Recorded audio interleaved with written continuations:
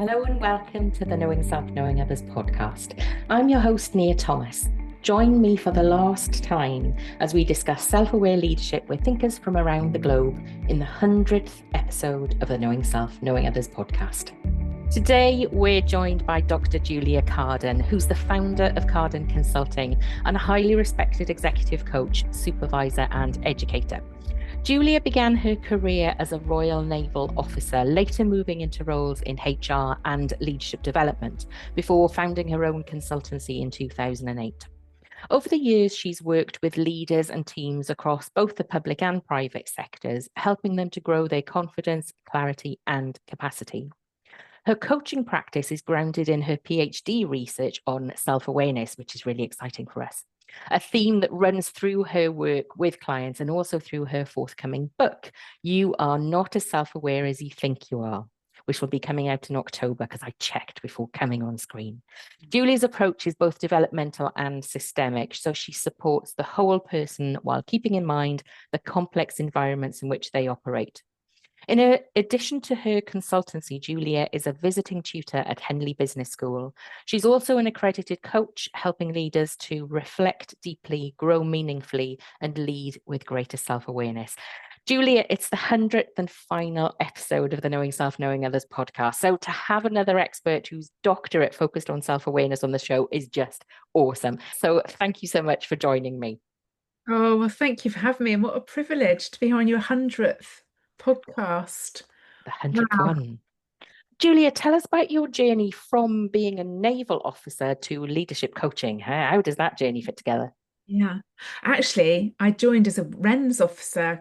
I know I hopefully don't look as old as that, but when I joined, girls were very separate to the men. We had blue Uh, stripes, not gold, and we were known as Women's Royal Naval Service. So it changed when I was in. But yeah, the journey into this space. So my last formal job in the Navy was to work in the Admiralty Interview Board, where they assess and select potential Royal Naval, Royal Marine officers, medics, dentists, and chaplains. And so got very interested in the assessment centre side of HR. Then went off to HR consultancy, working for some other companies, and really started honing in on this assessment and development centre piece. During that time, did all my psychometric testing qualifications.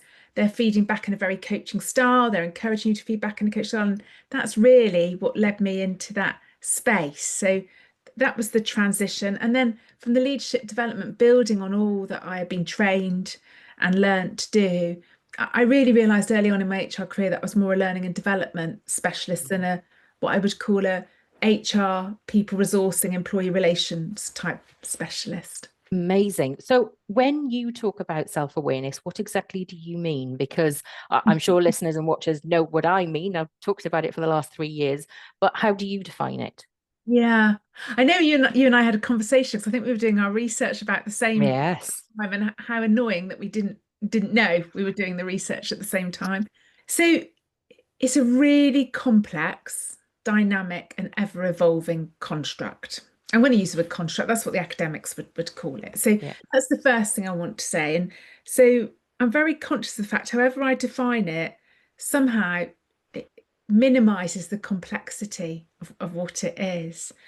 So it's aware of our inner self, what drives us, what defines us. So that would be things like values and beliefs, our motivations, our needs, our physiological awareness, what's going on in our body at any one time, where there are moments of tension or flutters or movements. So all of that awareness of our inner self and what defines us, combined with how others experience us. So I talk about the intrapersonal within us, and then the interpersonal, how others experience us, those we're leading and manage. I've got a neat little definition I use, but I've also got a pictorial definition, which is on my website, which I feel is much more rich than just a few sentences. We will make sure that there is a link to that infographic in the show notes so that if anybody wants to go and find out more about it, they certainly can. So, what did your PhD focus on and what were your findings?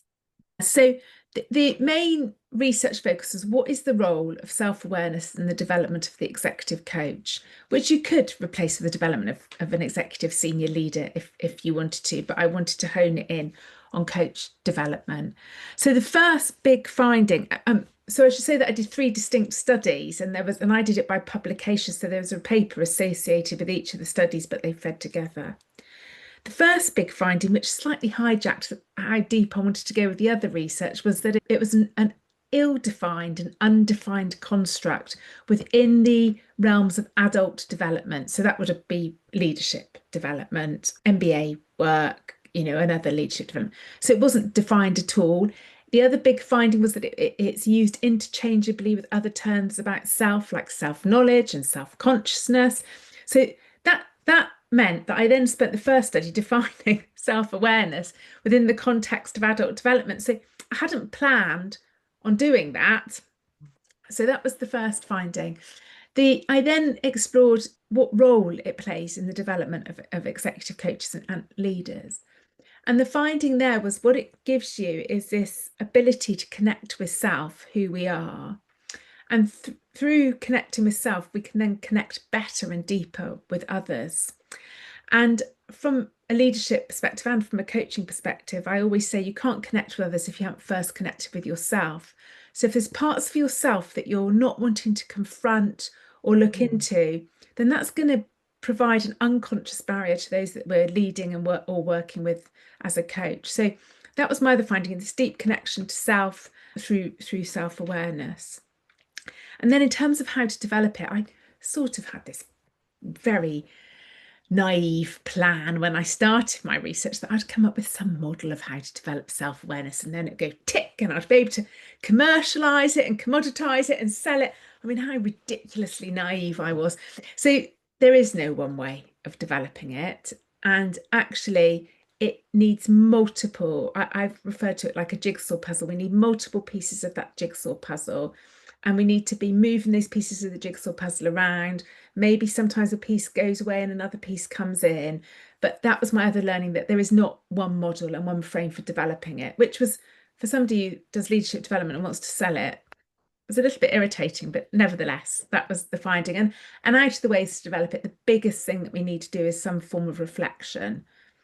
But it doesn't have to be, there's lots of misnomers around reflection. So yeah. That was the sort of highlights, I think. That's amazing. And there are so many similarities as you're talking about. First, you've got to define it. Even if you didn't think you're going to have to do that, you have to work it out. What is your definition? So yeah, just like you, I had to do that. And trying to work out how people move towards it. I didn't work that out as part of my research. It was only when I was talking to people about the research, people were saying, well, how can I become more self-aware then? And it was through my book that I started to put things together, and I got a compass, whereas you have a jigsaw puzzle. So that's really interesting. Similarities and differences. We will make sure that there are links to your website and your forthcoming book, and we'll talk about that shortly. Well, and you should make sure there's links to your compass as well, because, it's horses for courses. That's the other thing I learned about developing self-awareness. What's your personal learning style? What works for you? And what works for me now at this time in my life might not work for me in the future, or might not have worked for me before. So I think the more people have access to how to develop it, the better, really. Yes, definitely. I will make sure that it's there as part of that sharing. In an article you wrote a few weeks ago, you talked about self-awareness, self-consciousness, and self-knowledge, which you've just mentioned, that this interchangeability. How are they different? How are they the same? And does it matter? Does it matter? I think from a academic construct clarity perspective, it absolutely matters. And if you were a quantitative researcher and you wanted to develop a measure, you have to have that clarity. So I think, yes, it does matter from an academic perspective. For leaders, and more practically, I think it matters in terms of them getting clear on what self-awareness means for them, and hopefully provide some sort of bookmark, line in the sand for them to think about. So that's why I believe it matters. And like you've just highlighted, we can't develop it if we don't know what it is. So we've got to be clear on what it is first before we even think, are we motivated to develop it, which I would say is the next thing. So the similarities, it's all terms about self. It all is focused on self and how we're showing up in the world. The differences, and this is how I've differentiated based on the systematic literature review and research I did in that space, Well, self-consciousness is the intrapersonal components of self-awareness, the inner bit, i.e., Okay. values and beliefs, inner motivations, inner needs, the things that define us. So the intra. Now, some later leaders who wrote around self-consciousness, like two people called Trapman and Campbell, also brought in the interpersonal as well. But I've created real boundaries around that to get construct clarity perspective. So intrapersonal is a part of self-awareness. It makes self-awareness up with some other stuff. Whereas self-knowledge is what I get having done some self-awareness work. And for me, self-knowledge is the knowledge of how I'm showing up, the knowledge of my biases, my prejudice, my drivers, my motivations, and being really honest about them. So for me, self-knowledge is the output of self-awareness. It's the part of doing the work. So that's how I've differentiated it. That definitely makes sense. So we've talked about your book very briefly. It's going to be available in October 2025, am I right? Yes, 21st of October is the actual release date. It's on Amazon and Waterstones now. For pre-order, right? We will make sure that that link is in the show notes. Very exciting. It's called You Are Not as Self-Aware as You Think You Are. So what are readers going to discover in your book? What will be in it that they will want to read about? Yeah, it's really interesting because I know you did a podcast with Robert Diggins on Highly Relational. And I remember when he introduced me, he said, "Oh, this is the incredibly self-aware Julia Carden." And I said, "Whoa, whoa, whoa, whoa." Because I think the thing I really want to emphasize in my book is the minute we start thinking we're self-aware or we think we've done the work, we're actually not. Yes. Because there's always new things. And I really love the quote by Pema Chodron, who's a Buddhist. And she says, we work on ourselves in order to work with others, and we work with others in order to work on ourselves. So if I'm a leader, I've got lots of other people that are going to be telling me something about myself. So it's an ever evolving thing. So I really digest that in the book, but I take people through what self-awareness is. And then I break down each of my components, or I call them ingredients because I love cooking. So take down values and beliefs, take down motivations, and how might you develop that component? And I've done it in a way that if I was the leader and I'd already known I've done lots of work on my values and beliefs, I might dive into how do I develop the physiological awareness that I haven't done. There's also some thinking in there around how you might support others in developing self-awareness. And there's also some thinking about when self-awareness might slip into self-delusion, self-deception, or hubris. And the reason it's called You're Not as Self-Aware as You Think You Are is I once was speaking to a leader who I wasn't working with. I was working with his team. And I was thinking, actually, it's you that probably needs to do the work, not the team. And I said to him, so, as a leader, lonely, who do you use to challenge your thinking, to think things through in a confidential way? And he said, oh, I don't need anybody. I'm very self-aware. Alarm bells. You're not, because I've realised I was on a quest to be more self-aware and thought, oh, when I've done the work, I'm done. And I've realised that's not the case. I realised that some time ago because I think it was Lawrence Barrett talks about it being something like an elusive concept that once we think we've got a grasp of it, it slips out of our hands and we have to chase after it again. A will-o'-the-wisp. Yeah, yes. A will-o'-the-wisp. There we go. Lovely. Love that. Amazing. Brilliant. Well, I'm looking forward to reading your book and seeing particularly how close we are and how different we are in our ideas. In your book, you do talk about how we see ourselves and how others see us. When you're thinking about leaders, how much attention do leaders need to pay to both of those things? Oh, massive, equal and more. And interestingly, when I was doing my research, somebody said to me, well, self-awareness can be a very narcissistic, overindulgent activity, which is why on my diagram that helps define it, I've put the interpersonal first. So we're doing it in service of others. So I think you can't do one without the other as a leader, because as a leader, we are serving others, however you perceive it, we are leading other people. So we've got to do both. And actually, if we don't do the inner work, the intrapersonal stuff, that's when we're likely to easily slip into conflict, inappropriate behaviours and emotions in the workplace. So being able to do both is really, really important, and spend time developing both. But that's the other reason we're not as self-aware as we think we are, because to get real awareness of our interpersonal, how others experience us, is really hard as a leader. Because if I ask my team, they're going to possibly tell me what I want to hear because they want to get promoted, they want to keep my favor, they want me to like them. They might be people pleasers themselves.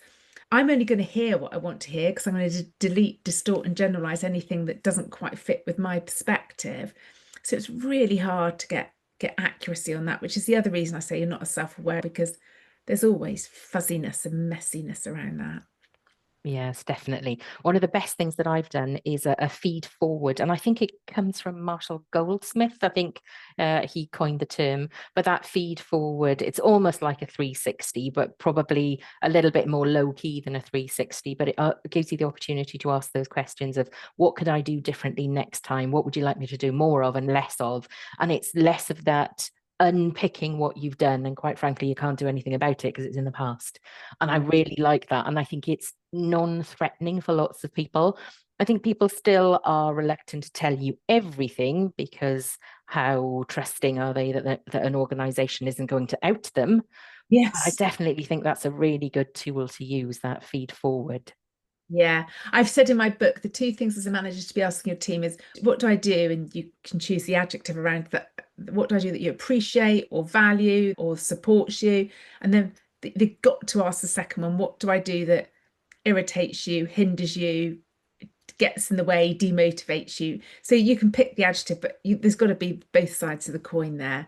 And then Yeah. listen to the results and just accept them and then go away and think about them, not respond in the moment. Yeah. Yes. And I think that is a really tough one. And I think you have to know how you respond and how your emotions play out, and be ready for that feedback and know how you're going to look at it more objectively. What do you need to do to give yourself that space, to give yourself that objectivity? And that's hard. Yeah, yeah. And I highlight actually your reaction to that, your response to that is giving you more data on yourself all Yes. the time. Yes. And I always say to people, give me 48 hours and I can come back to you. But certainly the feedback that I've had from the feed forward exercises are really valuable. And as a team, three of us did it together. And as a team, we really made changes that were very visible and very obvious to our team based on the feedback that they'd given us. And that was really valuable, I think. You say self-awareness is something we never fully reach, and I absolutely agree that that journey, I think, is something that we are always on. How can leaders stay open and curious to that journey? Because you've already mentioned things like, well, actually, I've done the work now, I'm self-aware, tick. I mean, I think first of all, they've got to see the value in developing self-awareness. I think, and they've got to have some motivation and desire to do it, I suppose, and a degree of acceptance that we're not perfect. So I suspect there are some narcissistic leaders out there that, because they think they're brilliant already, that they don't see the need. So I think, there's got to be some acceptance and desire there, first Yeah. of all. And I would encourage them to work with, a thinking partner. That doesn't have to be a coach, but somebody who's going to, hold the mirror up as appropriate and offer them some reflections. And the other simple way to stay open and curious is perhaps just pose themselves a couple of questions. Why did I do that in that meeting today? What led to me to take over or get angry or whatever it is? And I think just hold the question. You don't have to answer the question. It'll be percolating through your system all the time. Yes. You mentioned writing things down there. What are your thoughts on journaling? Yeah, I think journaling's great, and it doesn't work for everybody. Mm. So I'm very conscious of the fact that journaling in a free fall way, journaling in a way that's unedited, can give us great access to our unconscious. We can get glimpses of our unconscious. But I think if writing's not your thing, it's not going to help. So maybe a mind map or drawing an image, or, speaking or doing an audio or doing a poem is also valid. But some form of reflective activity definitely is supportive. As you were talking there, I'm thinking coaching feels like the out loud version of journaling. Does that make sense? Does that resonate with you? Yes, it can. And a coach can also offer reflections back on what they're hearing, how you're showing up. A coach can also ask questions to challenge what you're writing and say, is that true? Is that really what happened? If we had the other person in the room, what would they be? So a coach can help you see it from other perspectives. They can use some exercises to do that. So there is an element, if it could be journaling out loud, but you've also got the challenge and the let's look at it from some other perspectives going on as well. Mm. It doesn't have to be a coach, a therapist, equally valid in this space. With the people that you have worked with over the years, so since 2008, you've seen lots of different clients and people who come to coaching. Have you found that people have got to the point of saying, actually, do you know what? Maybe I'm the one that needs to make the change here. And I ask that on the basis that I've spoken to a few people who are coaches, and we talk about this. What if somebody isn't self-aware when they come to coaching? Where do you start to get them to a point where they can come back to developing self-awareness so that they can move forward again? I a mix. So I use the analogy like, are they a customer? Are they a customer for coaching? Are they a customer to do some work on themselves? And are they a customer to do that work with me? So Okay. sometimes what you find with people coming into the coach space, because their line manager or their organization have sent them, is they're still at the shop window deciding whether they want to come in the shop or not. Yeah. They may have got into the shop and be looking at stuff on the rail, but they're certainly not at the counter paying for it. Now, through the development of the relationship and through the coach's capacity to hold their not moving forward or they're tentatively Mm. exploring, they may end up at the counter. And I say may because they may not. Yeah. And I spoke to somebody today who does want to do some work, but because of their personal situations has not got the capacity to be in that space, and they were really honest about that. So there's something for me as well, and I talk about in my book about doing this work with compassion to yourself. Have you Mm. got the capacity to do it right now? Because you may not, and that's fine as well. It has its downsides, but I think there's, have we got the capacity to do it? I often talk to people who have members of staff who maybe are very challenging, maybe performance is something that's tried to be tackled, but actually they're not getting very far, and people are sent to coaching.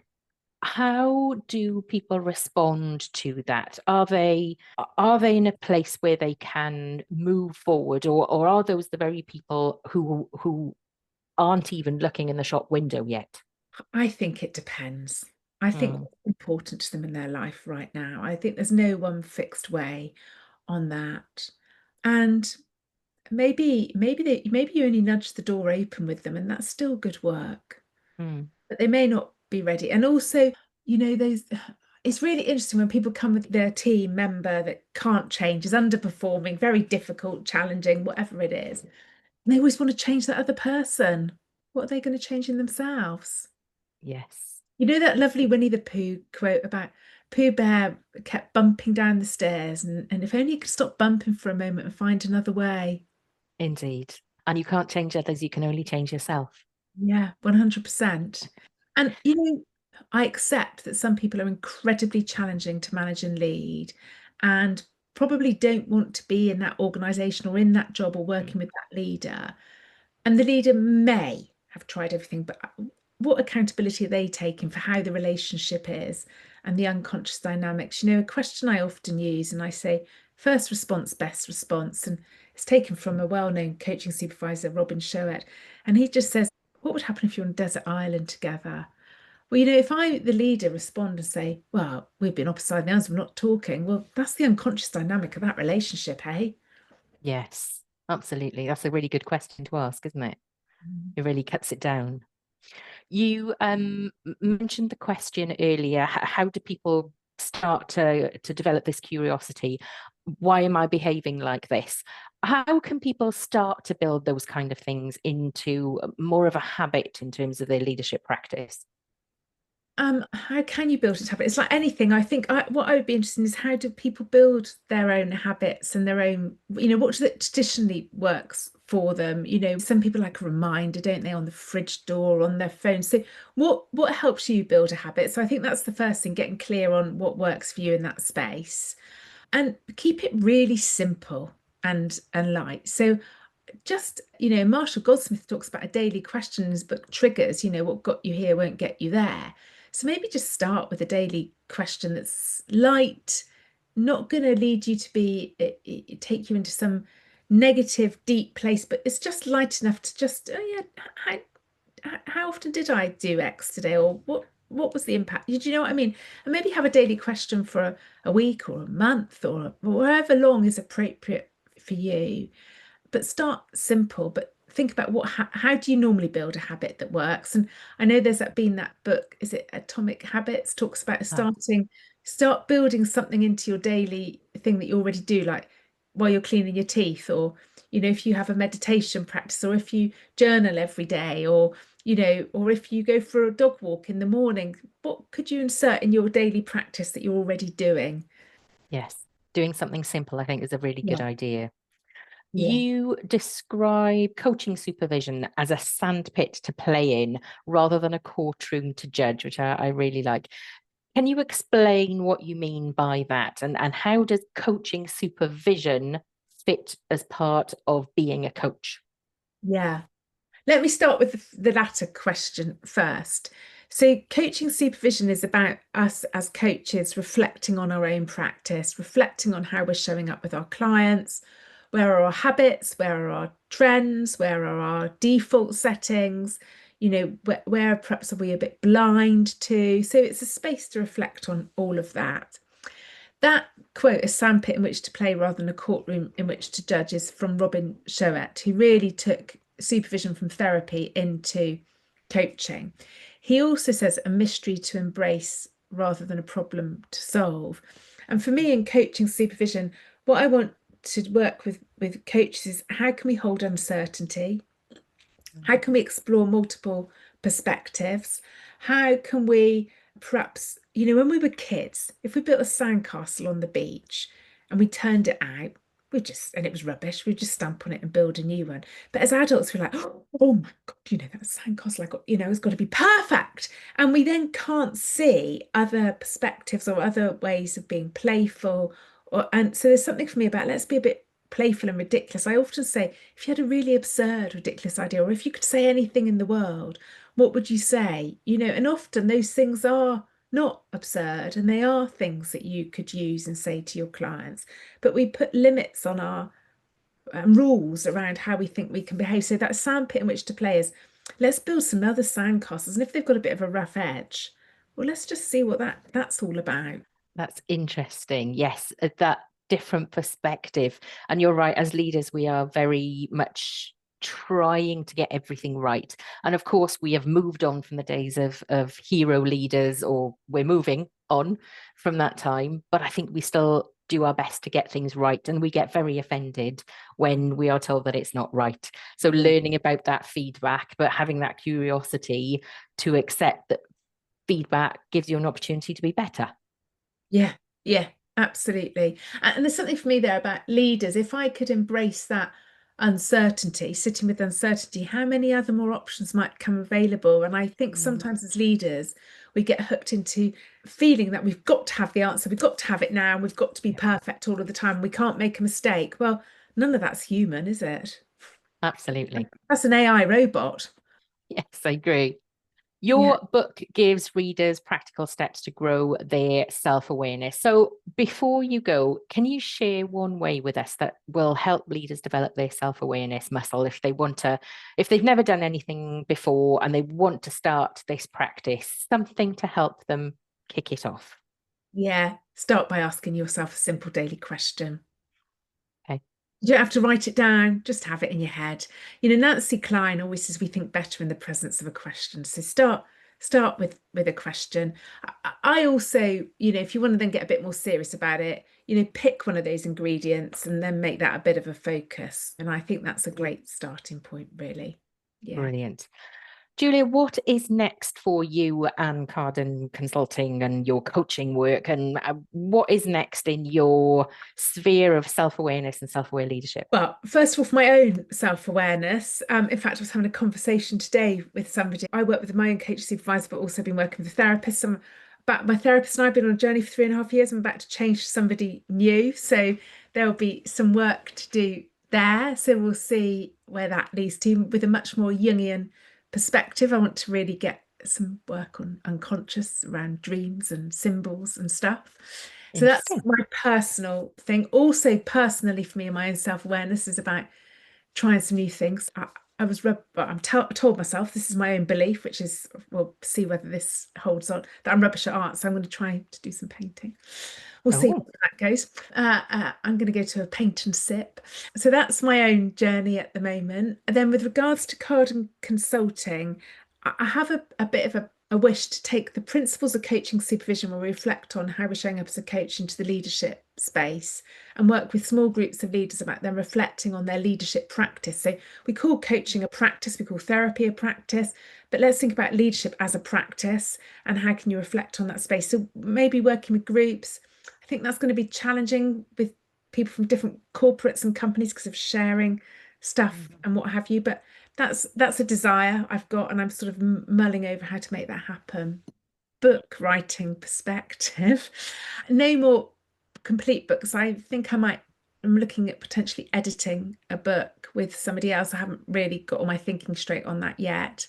I've just co-written another academic paper around continuing personal and professional to bring more of an element on self into our professional development space. So that's what's happening at the moment. Wow, that sounds really interesting, especially that bringing leaders together to have that opportunity and that space to think about leadership as a practice. I think that is really interesting. So I will make sure that there is a link to both your website and your LinkedIn profile. So if people want to find out more about joining that group or those groups, wherever they may be, that would be something that I think watchers and listeners would be really interested in. And just a supplementary question whilst I'm thinking about it. You've done a PhD, I've done a doctorate, PhD, same thing. When you came to the end of that, did you have this overwhelming desire to find another one and do something else? No. Just maybe. No, not do another PhD. And I said I was never, ever going to do any more research ever again. But I have just agreed to work with a colleague of mine, Elizabeth Cross, and we're going to be exploring what value do coaches place in coaching supervision and doing some qualitative work there. She's leading the research, she's taken the lead, but I'm going to be her research partner. So having said I was never going to do any research, I also said I was never going to write another academic paper. So I've just ticked that off, and now I'm doing a bit of research. No, don't want to do another doctorate. But I think the books filled that void a little bit in giving me the space to sit, think about concepts and write them down. That sort of filled some of the stuff that I quite enjoyed about the PhD, the reading, reflecting on that, then what that meant, and then writing about it. The book has done that. So I'm wondering, once the book's out, whether I'll notice that void a bit more. Maybe book 2. Well, I'm not going to say that, I think. Never say never. Yeah, never say never. What about Julia? Are you going to do another doctorate? Probably not a doctorate like you, a similar sense of I need to do something, but who knows what. But I have promised myself that I will do a second book that will focus on the 9 behaviours of the self-aware leadership compass. So that has been percolating for a little while. I had hoped to get it out by 2026, but who knows what the world will allow me to do. But there's a glimmer of a plan. So maybe, we never know. Co-writing. Yes. Well, who knows how the world will take it, and who knows what will happen between now and 2030. Julia, I'm really pleased that you were able to join me and that we could have this conversation, that both of us have really studied in depth self-awareness, and we're putting it together with leadership and what that means to leadership practice. It's been brilliant having a conversation, and I'm really looking forward to reading your book when it comes out in October. All of the details will be in the show notes for watchers and listeners, but for now, Julia, thank you so much for joining me. Thank you for having me. I really appreciate it. Thank you so much for joining me over the last 3 years. I hope you've enjoyed all 100 conversations with thinkers across the globe about self-aware leadership.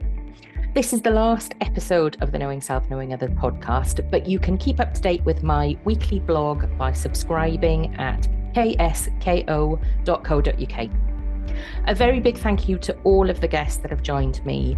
Their contribution to the discussion about self-aware leadership has helped to create kinder, more respectful and creative workplaces right around the globe.